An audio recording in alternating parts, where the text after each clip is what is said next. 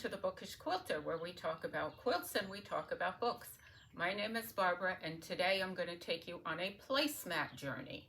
We're going to start with a set of placemats I made a while ago and show how I transformed it first into a quilt and second into a very fast, easy way of making 4 or more placemats at once using a stack of fat quarters. This is a set of 6 placemats that I made several years ago. I never finished them off, but I did finish all 6 tops. They're made from 4 different fabrics, and I sewed them together so that each placemat had a different fabric in a different position. For instance, this one has the lightest fabrics in the corners and these outer little squares. This one has the checks in the same position, and so on. After I had finished piecing the tops, I put them away. I wasn't ready to finish them off, and I basically forgot about them. A couple of years later, it was the height of COVID, I pulled them out. I looked at them and I said, I wonder what this would look like if rather than making rectangular pieces, if I made them into a 12-inch square. Could I tweak the pattern and make a quilt from it? This is the quilt. I call it Tea Time. You can see here the blocks are square. They're 12 inches square. It's a 3-yard quilt. It takes 3 1-yard pieces of fabric, and the blocks alternate. I have blocks that have corner pieces in the aqua color and blocks that have yellow in the corners. This was a project that I offered to my quilt guild during COVID as an online mini mystery, figuring most quilters have 3 1-yard pieces in their stash, and even if they couldn't get out to purchase fabric, they would have something they could do.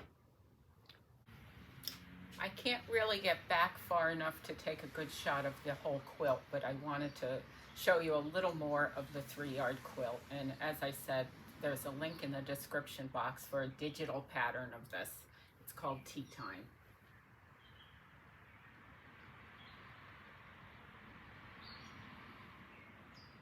How could I not have noticed this? I could do this from fat quarters. I could layer my fabrics. I could cut, rearrange, and sew back together, and it would be so much easier than the way I made these, which was basically cutting out the pieces one at a time and putting them together. So one day recently, I went along to Walmart with my husband. I very seldom go there, and I hadn't been in the fabric section in probably a couple of years. And I found it was very picked over, and they had a very small number of fat quarter bundles, most of which were sort of juvenile novelty prints. But I found this one that I thought would be perfect for the placemats. It's 5 fat quarters, and they're bee-related fabrics. Here are the 2 fabrics with bees. We have honeycombs, and then we have the little leafy design and the dots. So what I'm going to do is layer the fat quarters, give them a good press, and I'll be right back. Now that I've got them all ironed, I stack them so that the selvage is all on one side. Oh, I want to say you need a minimum of 4 fat quarters for this to work. You could do more. I have 5. So you want your selvage edge on the right if you're right-handed, on the left if you're left-handed. That's the first cut you're going to make. You just want to cut the selvages off. Now, because these are fat quarters, you only have the selvage on one side. And these are rather narrow selvages on this particular fabric. So, now that I have that cut, I'm right-handed, so I'm going to turn this around, and I'm going to start cutting my strips. And my first strip is going to, now I'm going to trim up my fat quarters. I need to cut this to 14.5 by 20.5 inches. It's not crucial that you have the 20.5, but I believe I do on all of these. Yes, I do. So I'm going to line this up here and cut my 20.5 inches.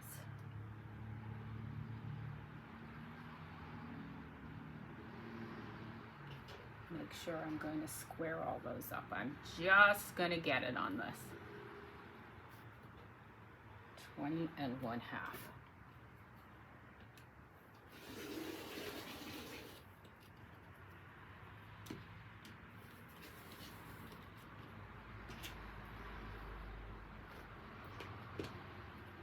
Now I need to trim this up, and that looks pretty good this way. We're just going to square it up, make sure I have all my 5 fabrics in here.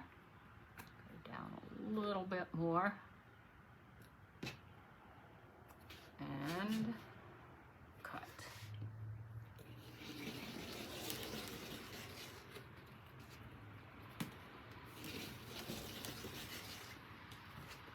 Yeah. This is a new blade too. There we go.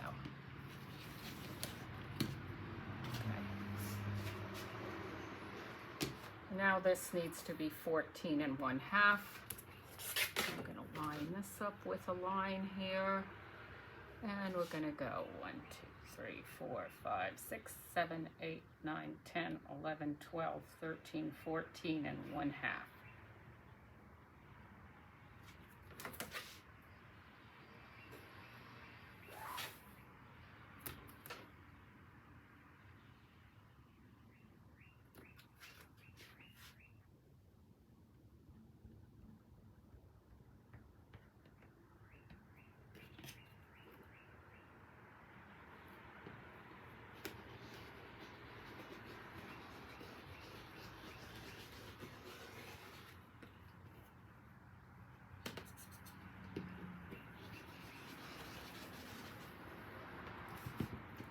Okay, this strip here can go into your stash. You should have about 3.5 inches of fabric by the width of your fat quarter. And you could use it to make coordinating mug rugs or napkin rings or something like that. So now you're left with your 14.5 by 20.5 rectangle. Your first cut, now if you have less than 20.5, don't worry about it. We're going to cut so that any discrepancy will be in your center piece, where if it's a little bit narrower, you'll never notice.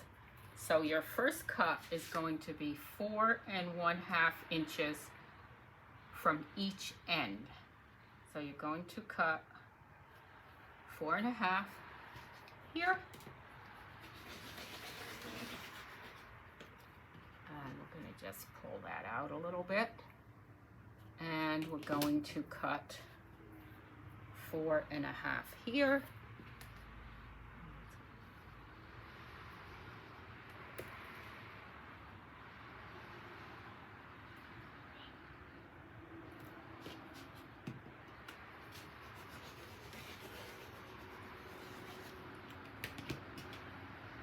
And like that. Your second cut from each side is going to be at 2.5 inches.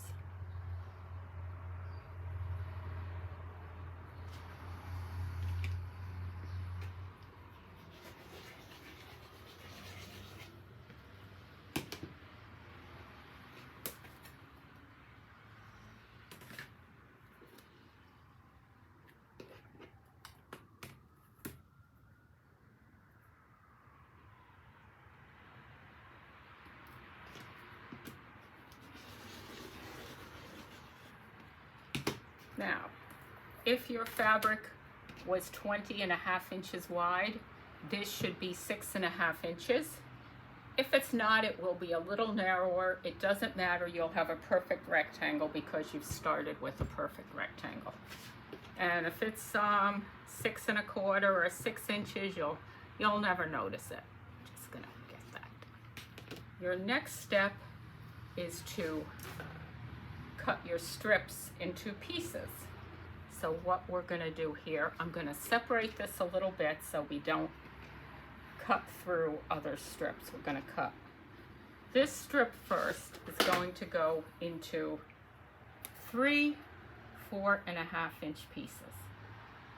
So we're going to go 4.5 and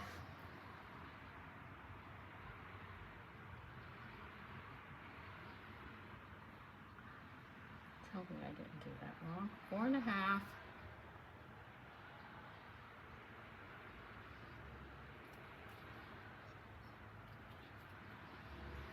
4.5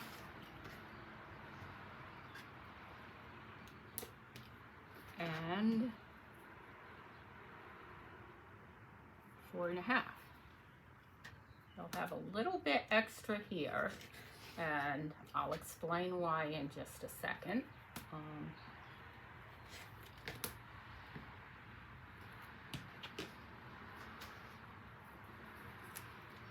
This second strip has more pieces that you cut.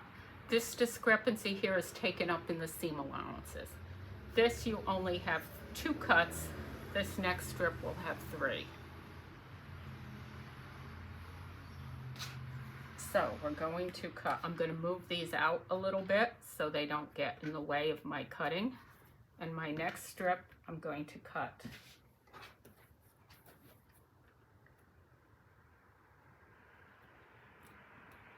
2.5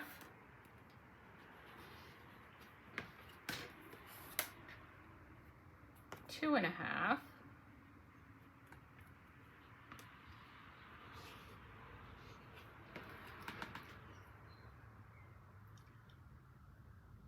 4.5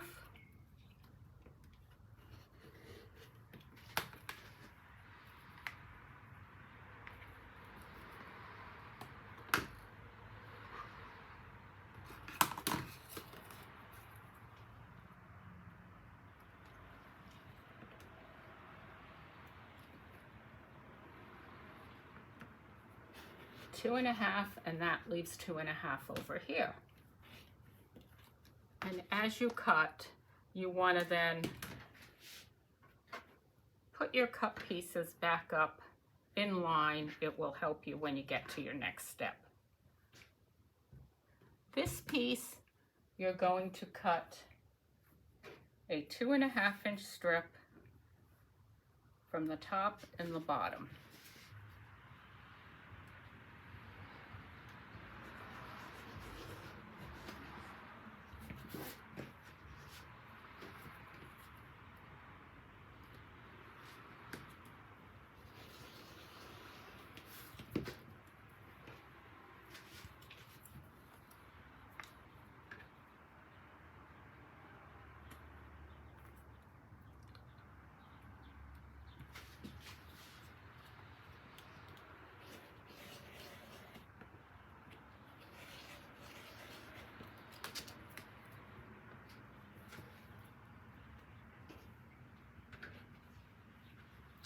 This strip is going to be cut the same as this.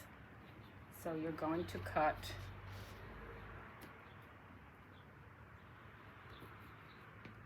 2.5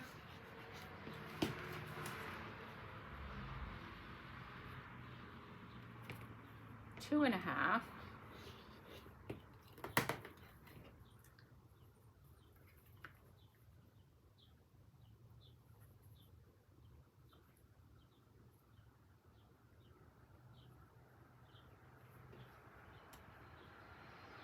4.5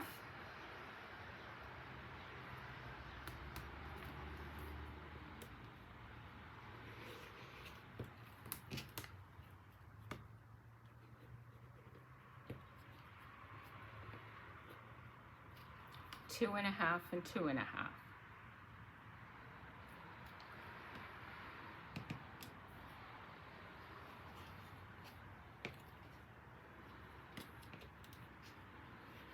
And I realized on this one, I didn't tell you, this was supposed to be 8.5 inches.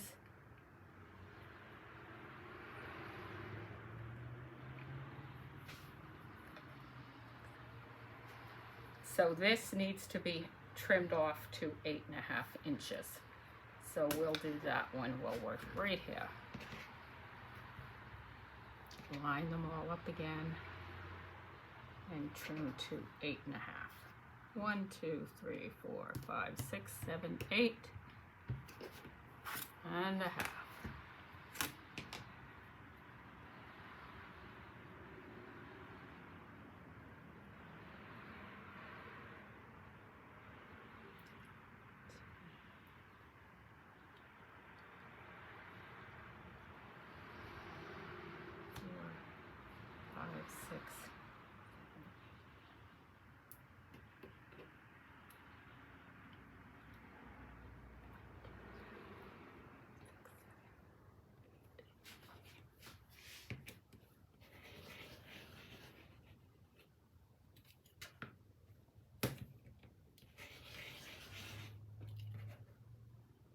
Okay, so these pieces here can go. And now, again, put this back. Tell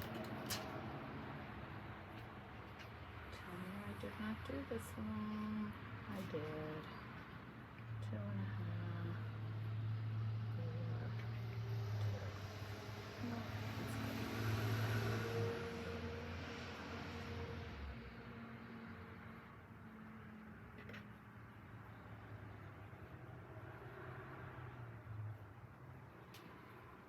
This piece here is cut like this into 3 4.5 inch pieces.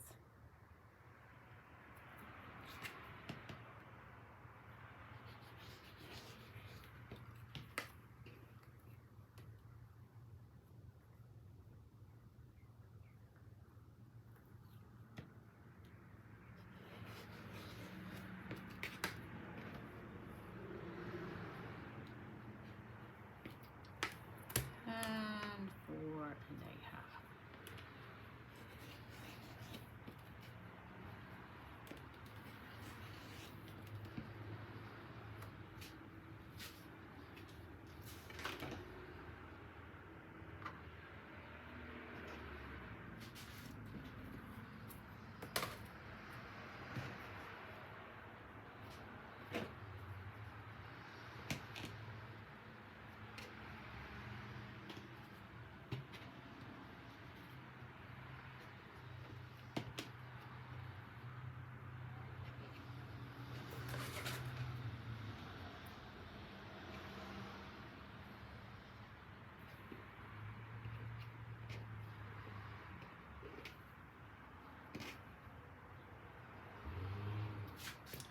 Now we have this all put back together and the fun begins.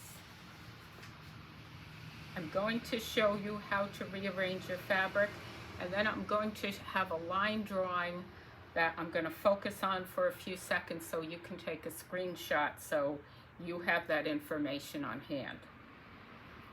These pieces here, the 4 corner pieces, and the top and bottom pieces of the 2nd and 4th row, we're going to call those color A. You're not going to do anything with those. They're going to stay in that order.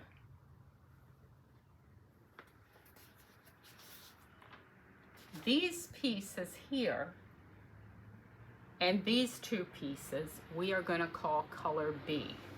You're going to take one layer of fabric, put that on the bottom, and put that back. You're going to do that to each B.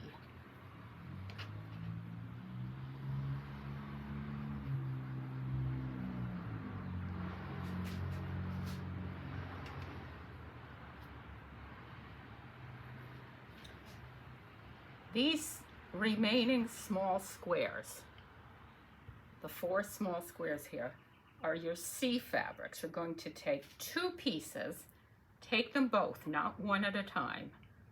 Take your top 2 and put them on the bottom. Again, top 2 on the bottom, top 2 on the bottom, and top 2 on the bottom. Your large piece and the 2 rectangular side pieces are your D pieces. You're going to take the top 3 and put them on the bottom.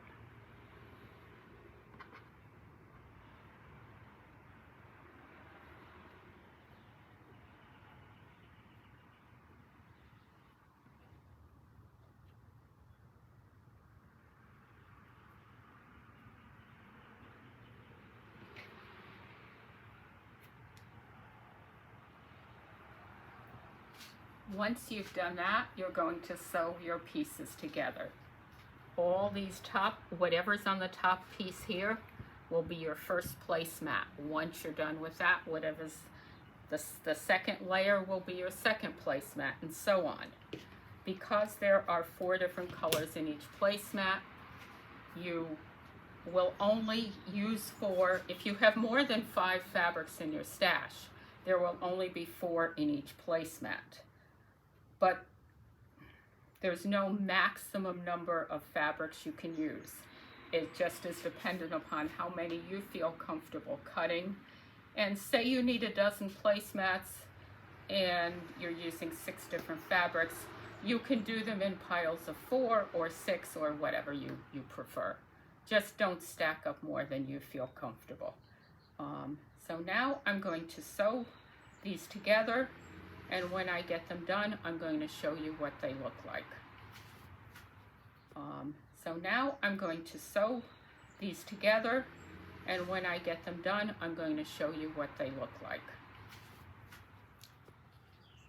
Once you have your rows sewn together, you're going to press all your seam allowances in one direction. Just make it easy on yourself. When the time comes to sew the rows together, you're just going to flop your alternate rows. So for instance, this one is up, this one is seams are going down, this one is up, this is down, and this is up. You're going to sew your rows together and then press everything to one side. Just keep it simple.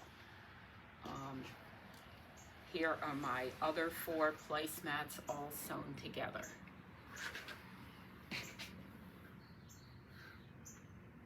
One, 2, 3, and 4, and then I will finish the 5th one later today. When the time comes to finish them, you can either use batting and backing, or you can just line them. I am not sure what I'm going to do with this at this point, but the brown ones that I showed earlier, I'm just going to line. And I'm going to show you a quick tip for lining.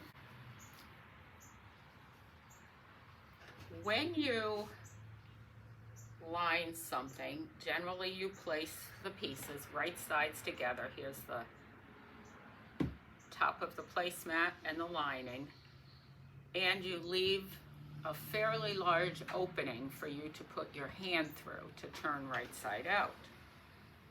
Now you want to leave that opening, if possible, where there are no cross seams. For instance, you don't want to leave your opening where these seams are. This is a large enough space over here that you can do that. If you had a seam here, I would suggest that you would then top stitch very close to the edge over each seam.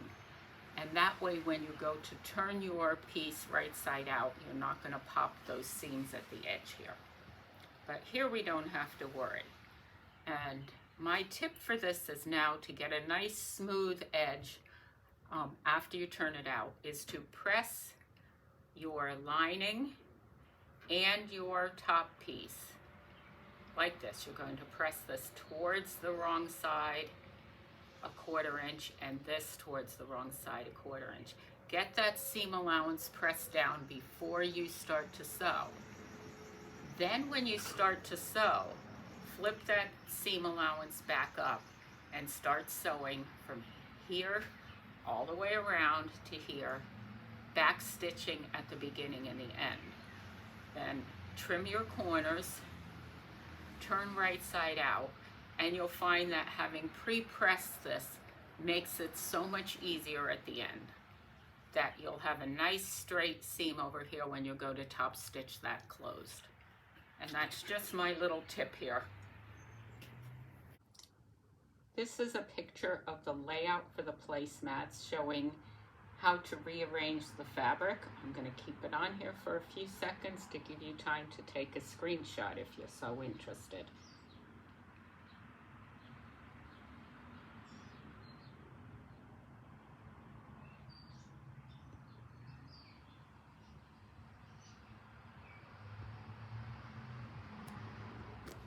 The book I'm going to talk about today is called The Last Night at the Lobster by Stuart Onan.